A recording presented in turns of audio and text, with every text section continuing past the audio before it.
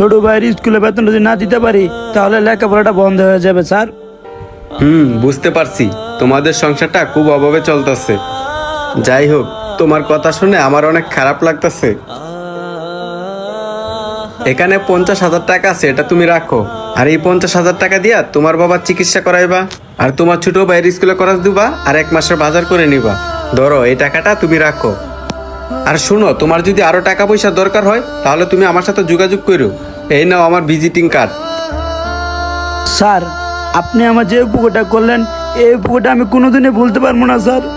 আপনি মানুষ না, একজন ফেরেশতা। ঠিক আছে ভাই, কোনো সমস্যা নাই। মানুষ তো মানুষকে উপকার করে, আমি না হয় তোমাকে উপকার করলাম। স্যার, আমি আপনাকে একটা কথা বলবো, আপনি যদি কিছু না মনে করেন। আচ্ছা, তুমি কি কথা বলবা বলো। স্যার, আপনার অফিস পর্যন্ত আমার এই গাড়ি দিয়ে আসবো, আপনি আমার গাড়িতে উঠেন। ও আচ্ছা, এই কথা, তাহলে চলো। ভিডিওটা আপনাদের কাছে কেমন লাগছে কমেন্ট বক্সে আপনাদের মতামত জানাবেন।